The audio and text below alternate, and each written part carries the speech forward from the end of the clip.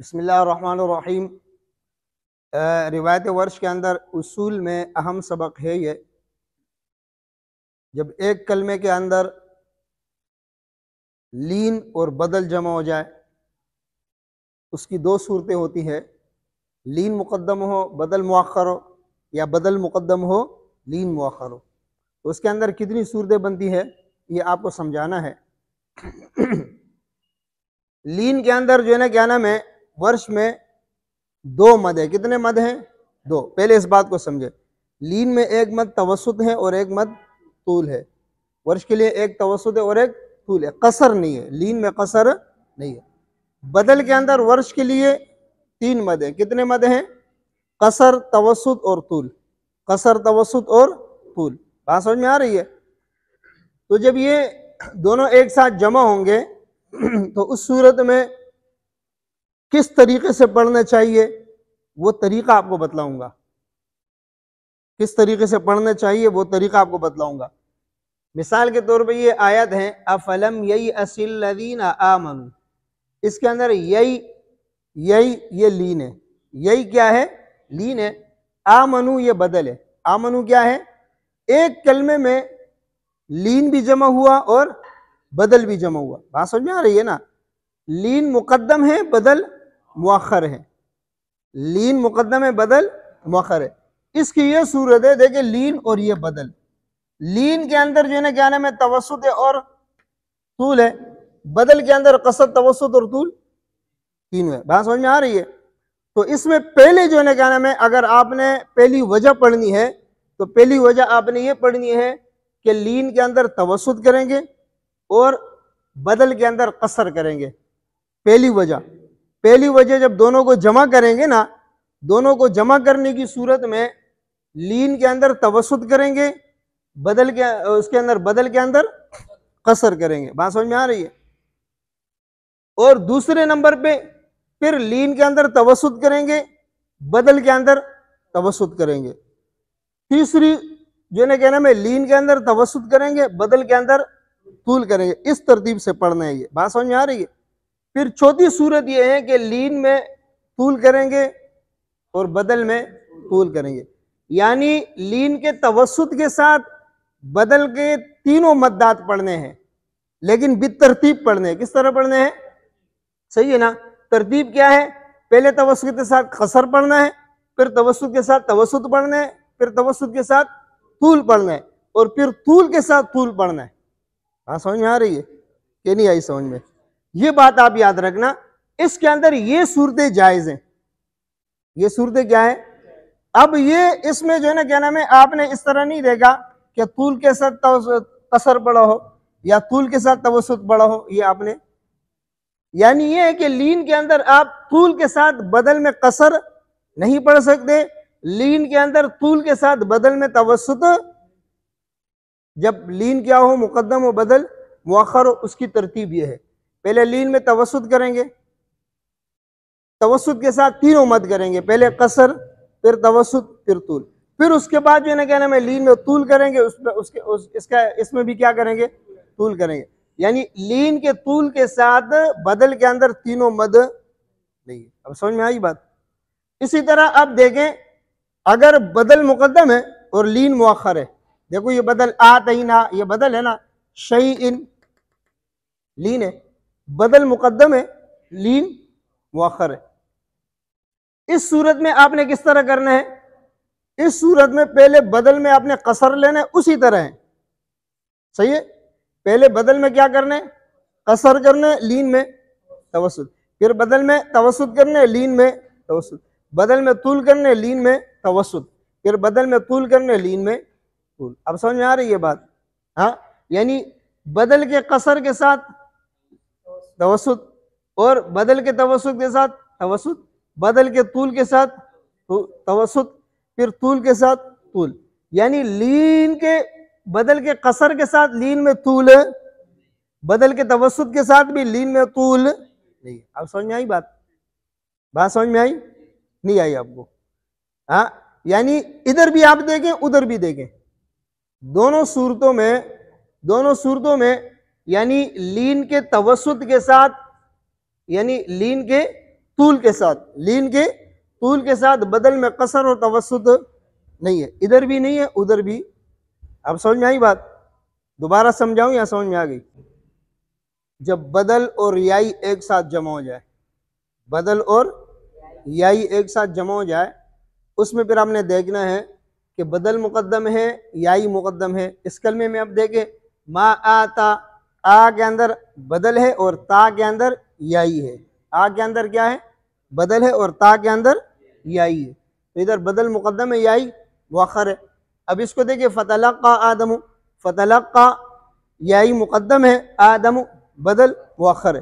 بات سمجھ میں آ رہے ہیں؟ اگر بدل مقدم ہو اور یائی مؤخر ہو تو اس کے اندر 4 صورتیں. کتنی صورتیں ہیں؟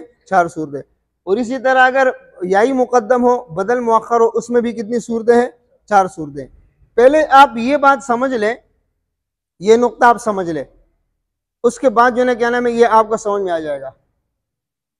دیکھو بدل کے اندر 3 مد ہوتے ہیں. کتنے مد ہوتے ہیں؟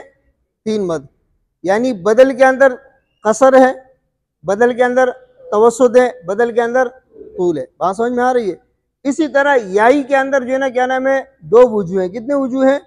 فتحہ بھی ہے اور تقلیل بھی ہے. فتحہ بھی ہے اور تقلیل بھی ہے. جب یہ ایک ساتھ جمع ہو جاتے ہیں تو اس میں جائز اور ناجائز صورتیں بنتی ہیں. کتنی صورتیں بنتی ہیں؟ جائز اور ناجائز. تو وہ جائز اور ناجائز صورتیں، جو جائز صورتیں ہم نے لکھی ہیں، ناجائز صورتیں خود اس سے نکل جائے گی. تو آپ نے کیا کرنا ہے، اگر بدل مقدم ہے اور یائی مؤخر ہے تو اس میں جو ہے نا کہنا ہے پہلے بدل میں قصر ہوگا، یائی میں فتحہ ہوگا. دیکھو بدل کے قصر کے ساتھ یائی کا فتحہ ضروری ہے.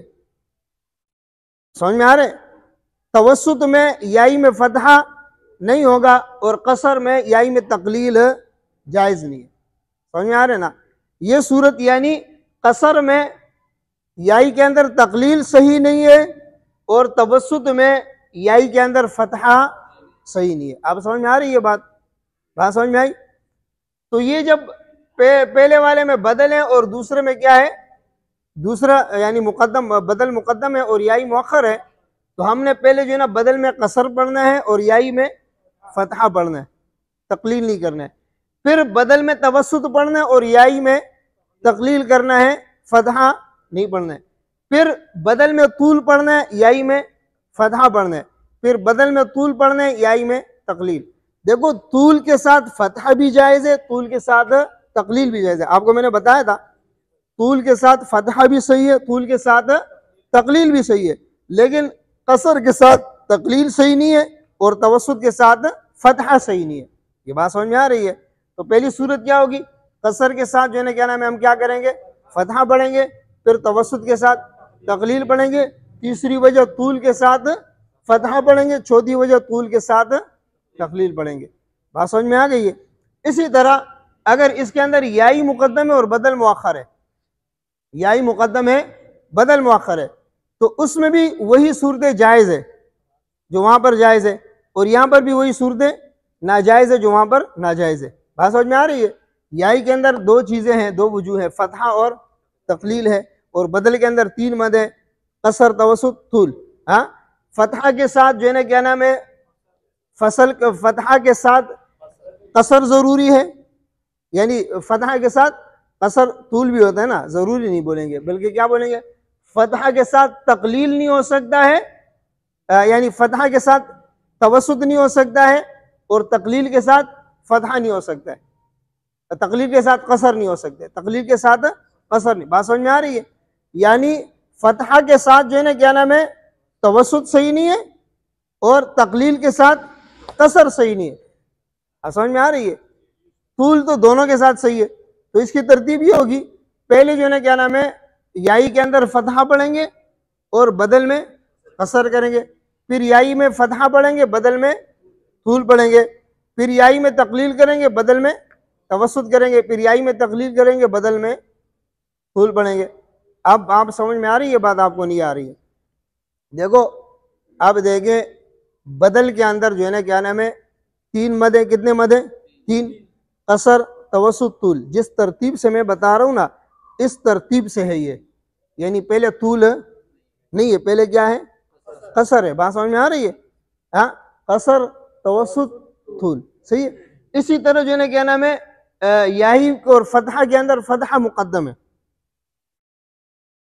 مدود کے اندر پہلے قصر مقدم ہے، پھر توسط مقدم، اس کے بعد ہے پھر طول ہے، یعنی ترتیب پہلے قصر کا مقدم ہے، پھر توسط کا ہے، پھر طول کا ہے۔ کوئی یہ نہ ہو کہ پہلے طول پڑھے پھر توسط پڑھے پھر قصر پڑھے، نہیں، بلکہ جب اس کے اندر ہم جمع کرتے ہیں نا مد، تو ان الذین آمنوا آمنوا آمنوا ایسے پڑھنا صحیح ہے، ایسے پڑھنا صحیح ہی نہیں ہے، ان الذین آمنوا آمنوا آمنوا ایسے پڑھنا، بات سمجھ میں آ رہے کہ نہیں آ رہے؟ تو اس وجہ سے اس میں قصر کیا ہے؟ مقدم ہے، پھر توسط ہے، پھر طول ہے، اور تقلیل الفتحہ میں فتحہ مقدم ہے، تقلیل، بات سمجھ میں آ رہی ہے؟ تو آپ دیکھیں ترتیب بھی اسی طرح ہے، پہلے فتحہ کو لیا، اس کے ساتھ قصر، توسط تو جائز نہیں تھا، نہیں لکھا، پھر فتحہ کو لیا، پھر طول کو لیا، پھر تقلیل کو لیا، تو پھر توسط کے لیے، طول کو نہیں لیا، کس کو لیا؟ پھر تقلیل کو لیا، پھر طول کو لیا۔ تو یہاں پر بھی ترتیب برابر ہے، یہاں پر بھی پہلے فتحہ پھر تقلیل۔ اب سمجھ میں آ رہی ہے یہ بات سمجھ میں آئی؟ دوبارہ سمجھاؤں یا سمجھ میں آ گئی؟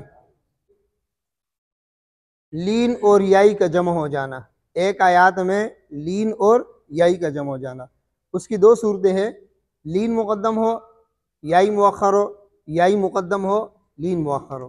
بات سمجھ میں آ رہی ہے؟ اگر لین اور یائی ایک ساتھ جمع ہوں گے تو اس کے اندر کتنی صورتیں ہیں؟ دیکھیں، وَلَا تُشْرِكُوا بِهِ شَيْئًا، شیئا کے اندر لین ہے اور قربہ میں یائی ہے، یہ ایک آیات میں جمع ہو گئے۔ تو اس میں جو ہے کیا نام ہے، یہاں پر لین مقدم ہے اور یائی مؤخر ہے، تو اب لین مقدم ہے تو اس میں پہلے توسط پڑھیں گے، لین میں، یائی میں فتحہ پڑھیں گے، پھر لین میں توسط پڑھیں گے، یائی میں تقلیل پڑھیں گے، پھر لین میں طول پڑھیں گے، یائی میں فتحہ پڑھیں گے، پھر لین میں طول پڑھیں گے، یائی میں تقلیل۔ دیکھو بالکل آسان طریقہ ہے۔ توسط اور طول کے اندر توسط مقدم ہے، طول مؤخر ہے، فتحہ اور تقلیل میں فتحہ مقدم ہے، تقلیل مؤخر ہے۔ تو بالکل آسان طریقہ ہے، یہاں پر لین میں توسط مقدم ہے نا، تو ہم نے پہلے توسط کو لیا، پھر یائی کے اندر فتحہ مقدم ہے، پہلے فتحہ کو لیا، پھر اس کے اندر توسط مقدم ہے، توسط کے لیا، یائی کے اندر تقلیل پھر مؤخر ہے تو فتحہ کے بعد ہم نے لیا۔ بات سمجھ میں آئے؟ یعنی توسط کے ساتھ فتحہ اور تقلیل دونوں جائز ہے، پھر طول کے ساتھ بھی فتحہ اور تقلیل دونوں جائز ہے، پہلے طول کو لیا، پھر فتحہ مقدم تھا اس کو لیا، پھر طول کے لیے، پھر تقلیل، تو تقلیل جو ہے نا مؤخر ہے، پھر اس کو لیا۔ بات سمجھ میں آ رہی ہے؟